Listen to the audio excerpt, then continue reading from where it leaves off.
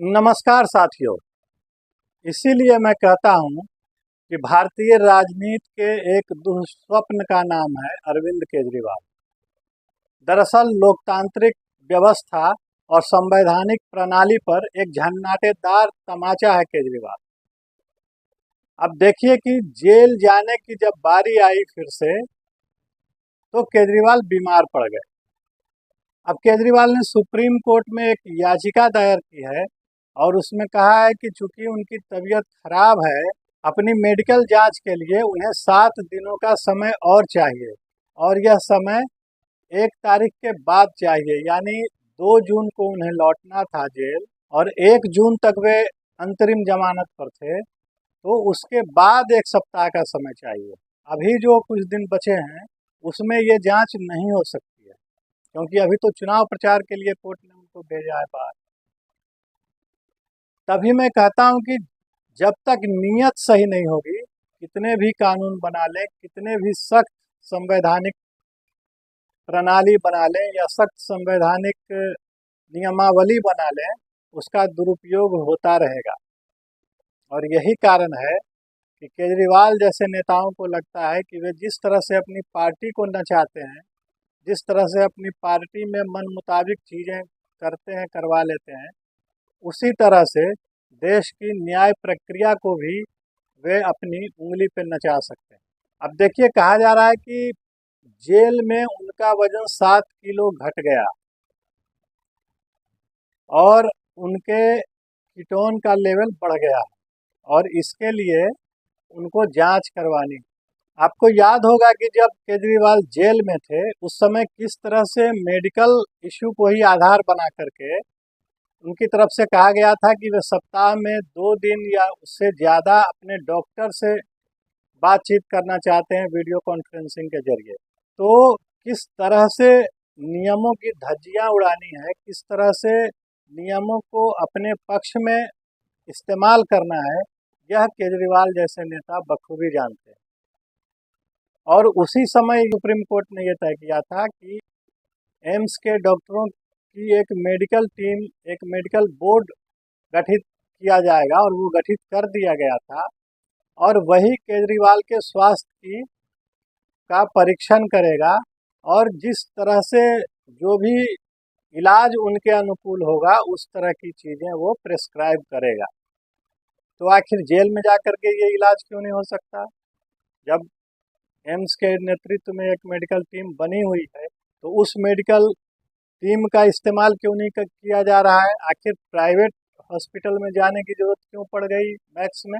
और सोमवार को ही जब स्वाति मालीवाल और विभव कुमार वाले मामले में लोअर कोर्ट में सुनवाई हो रही थी, उस दौरान विभव कुमार के वकील ने कहा कि आखिर एम्स में मेडिकल क्यों कराया गया स्वाति मालीवाल का, दिल्ली सरकार के किसी हॉस्पिटल में क्यों नहीं कराया गया?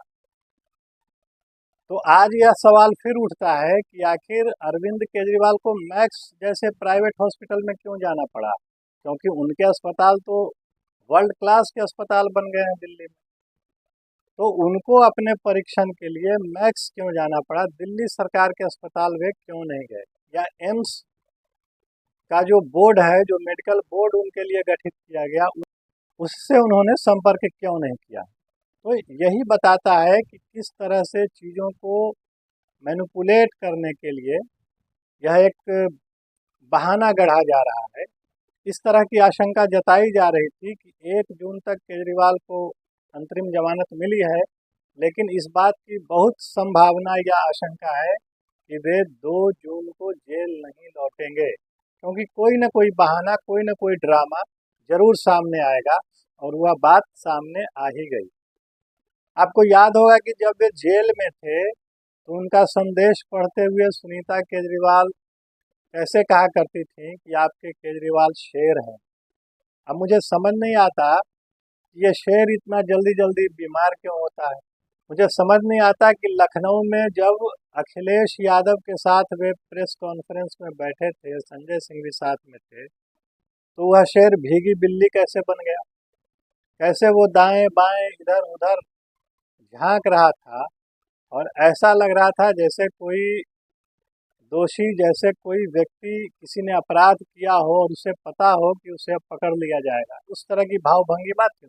जेल से वापस आए हुए केजरीवाल को 15-16 दिन हो गए। इस बीच वे अपनी जांच करवा सकते थे। इस बीच उन्होंने अपनी पूरी सक्रियता दिखाई, चुनावों में रोड शो किए, पूरी मीटिंग की अपने पार्टी की, यहाँ तक कि उसी दौरान स्वाति मालीवाल की पिटाई भी हो गई उनके आवास पर। तमाम चीज़ें, वे पंजाब चुनाव प्रचार के लिए गए, मुंबई गए, लखनऊ गए। उनकी तबीयत के नासाज होने की किसी तरह की कोई खबर नहीं आई। लेकिन जैसे ही 2 जून की तारीख निकट आने लगी तो इस तरह की ड्रामेबाजी और इस तरह का एक जो स्वांगपूर्ण मंच है उसको तैयार किया जाने लगा। मतलब किस तरह से चीज़ों को मैनिपुलेट करना है, किस तरह से एक हवा बनानी है, या कोई आम आदमी पार्टी और उनके नेताओं से सीखे। और सफ़ेद झूठ बोलते हैं जो उनके चेहरों पर दिख जाता है। अब देखिए कि ये जो बीमारी का स्वांग है, यह क्यों किया, इसकी सबसे बड़ी वजह क्या है?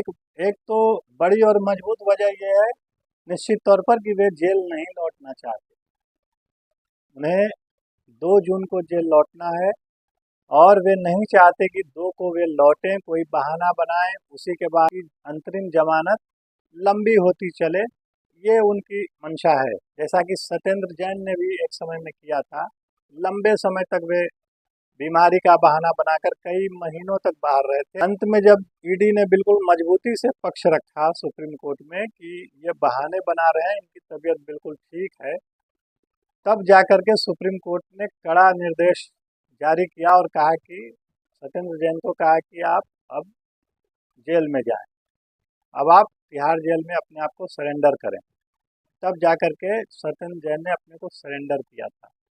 तो एक तो बीमारी का बहाना जेल से बाहर रहने के लिए है, लेकिन उतना ही महत्वपूर्ण बहाना या उतना ही महत्वपूर्ण कारण यह भी है एक कि जिस तरह से स्वाति मालीवाल के मामले पर केजरीवाल की भद्द पिटी है, वे चाहते हैं कि कोई एक ऐसा सहानुभूति प्राप्त करने वाला मामला उठा दिया जाए जिससे उनके पक्ष में थोड़ी सी हवा बने, थोड़ी सी सहानुभूति की लहर चले। क्योंकि हमें भूलना नहीं चाहिए कि अभी भी पंजाब में इलेक्शन बचे हैं, जहां की कुल 13 सीटें हैं और जहां आम आदमी पार्टी सरकार में है और मजबूत स्थिति में है। और यह भी नहीं भूलना चाहिए कि पिछले 1-2 वर्षों में ही आम आदमी पार्टी की सरकार वहां काफ़ी अलोकप्रिय हो चुकी है। पंजाब में जिस तरह की घटनाएं हो रही हैं, अपराध जिस तरह से बढ़ गए हैं, एक अव्यवस्था का, एक अराजकता का माहौल है, तो उसमें केजरीवाल अपनी बीमारी का स्वांग रच के एक तरह से सहानुभूति पाना भी चाह रहे हैं। क्योंकि स्वास्थ्य के मामले को लेकर के वे ठीक से चुनाव प्रचार नहीं कर पा रहे हैं। तो इस वजह से भी, ताकि स्वाति मालीवाल के मामले को लेकर के जो क्षोभ है जनता में, जो गुस्सा है, उसको कम किया जाए। और जो जिस तरह से वे चुनाव प्रचार नहीं कर पा रहे हैं, ठीक से जनता के सामने नहीं जा पा रहे हैं, क्योंकि ये मामला बिल्कुल चरम पर है अभी, उससे निपटा जाए। दूसरे, पंजाब में भी एक सहानुभूति की लहर पैदा की जाए और किसी तरह से आम आदमी पार्टी की जो वहाँ स्थिति है थोड़ी सी बेहतर हो। तो ये 2 बड़े कारण हैं। तो आज इतना ही। वीडियो में अब तक बने रहने के लिए आपका धन्यवाद। अगर आपको यह बातचीत पसंद आई हो तो हमारे चैनल को सब्सक्राइब करें, वीडियो को लाइक करें, अपना साथ और समर्थन हमें देते रहें। नमस्कार।